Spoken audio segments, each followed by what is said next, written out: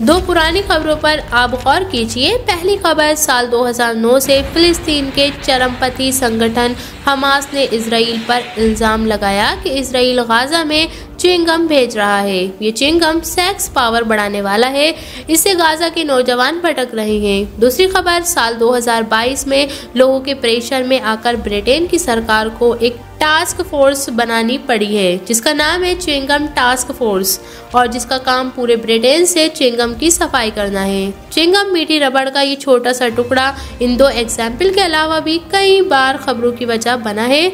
उन मौकों की चर्चा हम आगे करेंगे, लेकिन आपने क्या कभी सोचा है कि चांद को छूने की कैपेसिटी रखने वाला एक जीव दिन भर जुगाली करता हुआ बबल्स फोड़ता रहता है और हम इसे सामान्य चीज भी मान लेते हैं। स्वागत है आपका हमारे YouTube channel AK knowledge year पर। आज हम आपको सुनाएंगे कहानी च्युइंगम की। क्या है च्युइंगम का इतिहास, क्यों करते हैं हम जुगाली और इसकी शुरुआत कैसे हुई, ये सब जानेंगे आज की इस वीडियो में।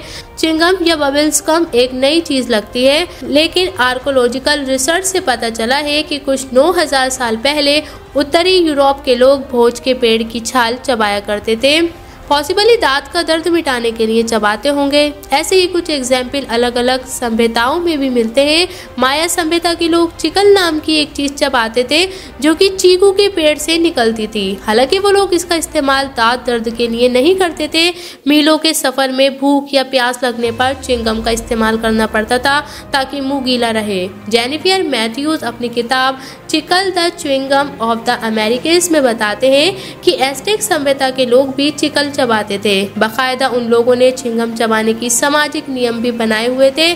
पब्लिक में सिर्फ बच्चे या कुंवारी लड़कियां ही च्युइंगम चबा सकती थी। शादीशुदा या विधवा महिलाएं भी च्युइंगम चबा सकती थी, लेकिन सिर्फ प्राइवेट में। आदमी भी सिर्फ अकेले में च्युइंगम चबा सकते थे और अक्सर इसे दांत साफ करने या बदबू मिटाने के लिए चबाया जाता था। च्युइंगम का इतिहास आर्कियोलॉजी ग्रीस से भी जुड़ा है। मसलन एक पेड़ होता है जिससे निकलता है गोंद। ग्रीसवासी इस गोंद को च्युइंगम की तरह चबाते थे, अलग अलग चीज़ों को च्युइंगम की तरह इस्तेमाल करने के लिए। और भी एग्जाम्पल आपको मिल जाएंगे, लेकिन मॉडर्न समय में हम च्युइंगम कहते हैं जिस चीज़ को। उसका इतिहास शुरू होता है यूनाइटेड स्टेट ऑफ अमेरिका से। साल 1848 की बात है। अमेरिका के एक व्यापारी जॉन कॉर्टिस ने पहला मॉडर्न च्युइंगम बनाया। कैसे? पेड़ से निकलने वाले गोंद को पानी में उबाल लिया और उसकी पतली छड़ें बना ली। इसे कॉर्न स्टार्च में लपेटा जाता था ताकि च्युइंगम कागज से चिपके नहीं। कॉर्टिस को अपने प्रोडक्ट पर इतना भरोसा था कि जल्द उन्होंने एक फैक्ट्री डाल ली। सोचा था कि नोट छापेंगे वो उस च्युइंगम को बेच के, लेकिन कॉर्टिस का ये टेस्ट फेल रहा। कॉर्टिस की बनाई च्युइंगम टेस्ट में बेकार थी, साथ ही मुंह में डालते ही वो बहुत ही जल्द सॉलिड हो जाती थी, इसलिए इसे देर तक चबाना मुश्किल था। फिर च्युइंगम के इतिहास में एक क्रांतिकारी मोड़ आया। साल 1855 में मैक्सिको के एक दिग्गज नेता हुए ऑन्तियानो लैपेस डेसेंटाइना। इनके बारे में आप थोड़ा सा जान लीजिए, क्योंकि दिग्गज मतलब ये वाकई दिग्गज थे। मैक्सिको को आज़ादी दिलाने में इनकी मेजर रोल थी। आज़ादी मिली मैक्सिको को 24 अगस्त 1821 को। इसके बाद इन्होंने मैक्सिको का संविधान लिखा, राष्ट्रपति बने, पद से हटाए भी गए, देश से निकाला हुआ वापस लौटे, एक बार फिर राष्ट्रपति बने और अमेरिका से भयंकर लड़ाई भी लड़ी। अब ये सब कम था कि मॉडर्न च्युइंगम बनाने में भी इन्होंने अहम भूमिका निभा ली। उस दौर में न्यूयॉर्क में एक आविष्कारक हुआ करते थे, थॉमस एडम्स। एडिसन नहीं, एडम्स। थॉमस एडम्स जिन दिनों सेंटियाना न्यूवर्सन में जी रहे थे, उनकी मुलाकात एडम्स से हुई। सेंटियाना को पता चला कि एडम्स रबड़ बनाने की कोशिश में लगे हुए थे। एडम्स की हेल्प के लिए उन्होंने एक खास चीज़ दी, निकल, चीकू के पेड़ से निकलने वाला गोंद, जिसे मैक्सिको वासी सदियों से चबा रहे थे। इस चिकल के जरिए एडम्स ने रबड़ बनाने की कोशिश की, लेकिन उनका ये प्रोजेक्ट फेल रहा। लास्ट में एक रोज एडम्स को एक आइडिया आया, क्यों ना चिकल का इस्तेमाल च्युइंगम बनाने के लिए किया जाए। अब ये आइडिया जो था वो चिंगम के इतिहास का यूरेका मोमेंट था। यूरेका वाला ओनली $35 के इन्वेस्टमेंट से एडम्स ने एक चिंगम फैक्ट्री शुरू की। एडम्स ने मैक्सिको और सेंट्रल अमेरिका से बड़ी मात्रा में चिकल का आयात भी किया और जल्दी उनका नया चिंगम चल भी निकला। एडम्स की चिंगम में खास बात ये थी कि ये लंबे समय तक सॉफ्ट बना रहता था। हालांकि इस चिंगम में आज की तरह कोई टेस्ट नहीं था, फिर भी एडम्स का चिंगम खूब बिका। अपने प्रोडक्ट्स की मार्केटिंग के लिए एडम्स ने तरकीबें भी अपनाई।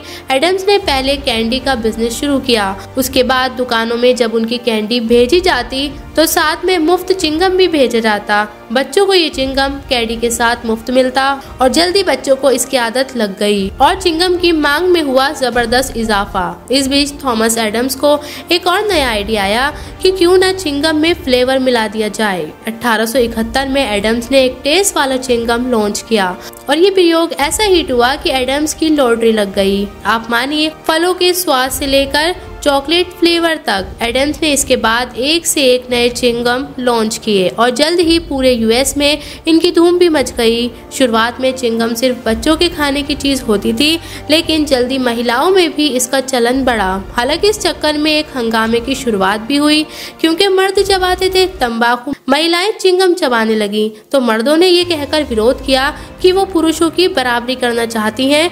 चिंगम जैसी मामूली चीज कैसे दकियानूसी सोच का सिंबल बन सकता है।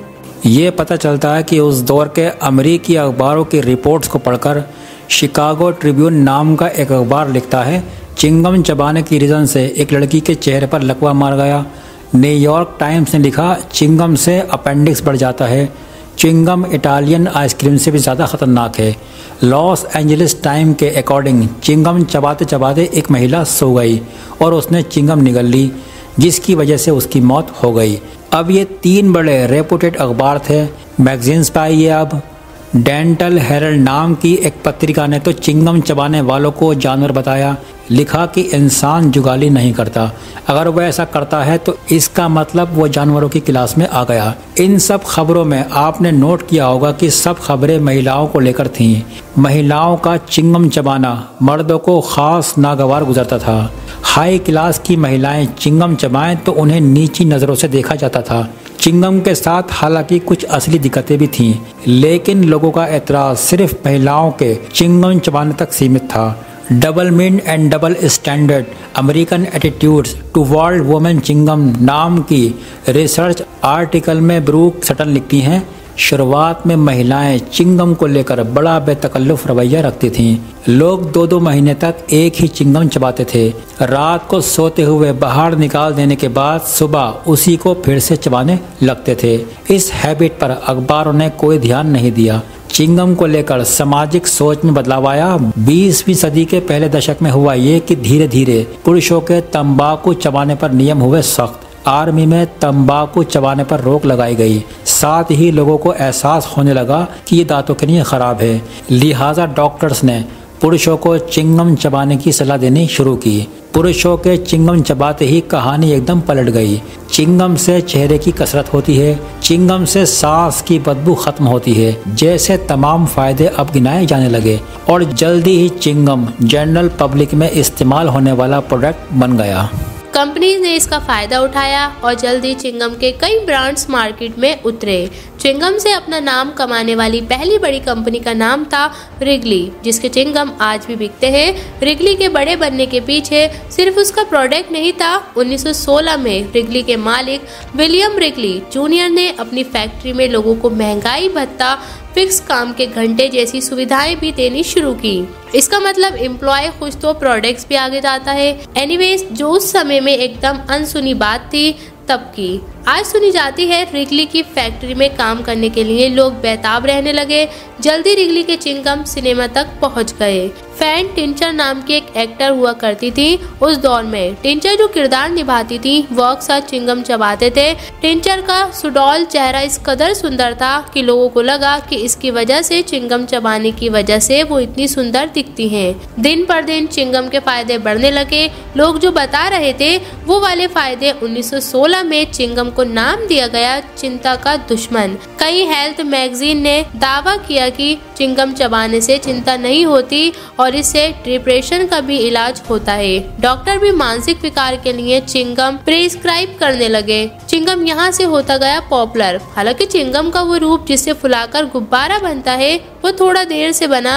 1928 में फिलियर नाम की एक कंपनी ने पहला बबल गम लॉन्च किया जिसका नाम था double bubble. Chewing gum double bubble अब अमेरिका से निकलकर पूरी दुनिया में फैल गया और कई बार चर्चा का विषय बना। 1992 में सिंगापुर में चिंगम बैन किया गया। लोगों ने विरोध किया। चिंगम के पक्ष में एक तर्क ये उठा कि ये सोचने में हेल्प करता है और तब सरकार में मंत्री ली क्वान यू ने जवाब दिया कि अगर चबाए बिना सोच नहीं सकते तो केला खा लो। सिंगापुर के लोगों ने केला खाना शुरू किया या नहीं पता नहीं, लेकिन सिंगापुर में चिंगम पर बैन आज भी बरकरार है, यानी 2024 में भी सिंगापुर ने चिंगम बैन किया। इसके पीछे एक बड़ी वजह यह भी थी कि लोग इसे कहीं भी चबाकर फेंक देते थे। छोटा देश है, बहुत गंदगी होती होगी। साल 2022 में यही बात ब्रिटेन में एक बड़ा मुद्दा बनी। एक सरकारी रिपोर्ट से बात सामने आई कि हर साल चिंगम साफ करने के लिए 70 करोड़ खर्च करने पड़ते हैं। इसके बाद सरकार ने एक स्पेशल टास्क फोर्स बनाई जिसका काम सिर्फ चिंगम की सफाई करना था। हिंदुस्तान की बात करें तो पान हो या मसाला, चबाने की प्रथा तो कब से है, लेकिन चिंगम चबाना हिंदुस्तान में शुरू हुआ 1990 के लिबराइजेशन के बाद। इससे पहले जो चिंगम भारत में मिलते थे वो सस्ती क्वालिटी के होते थे। सस्ता कहें या ख़राब या बहुत अच्छी क्वालिटी के नहीं होते थे, ऐसा कहना चाहिए। भारत के मार्केट को देखते हुए 1990 के बाद चिंगम की कंपनीज यहाँ आई और फिर बिग बबल से लेकर सेंटर फ्रेश तक ये सब आते रहे। चिंगम भारतीय कल्चर का एक हिस्सा भी बनी। इन ब्रांड्स के एडवर्टाइजमेंट अपने समय में बड़े लोकप्रिय हुए। बहरहाल चिंगम आज भी एक सामान्य चीज़ मानी जाती है। फिर भी ऐसे मिथक हैं जो आज भी चलते हैं कि चिंगम निगलने तो हमेशा अंदर रहती है। हम कहेंगे कि चिंगम चबाने की चीज़ है, निगलने की नहीं। खूब चबाइए, और गलती से अगर आपने चिंगम निगल लिया हो तो ज़्यादा लोड लेने की ज़रूरत नहीं है। लेकिन आपको वीडियो अच्छा लगा हो तो प्लीज़ हमारे चैनल को सब्सक्राइब करके ज़रूर जाएं। अगर आपको हमारी इन्फॉर्मेशन पसंद आई हो तो वीडियो को लाइक, शेयर एंड सब्सक्राइब करना ना भूलें। और ऐसे ही ज़बरदस्त इंटरेस्टिंग नॉलेज के लिए बने रहिए हमारे YouTube channel AK knowledge air पर। तब तक के लिए टेक केयर।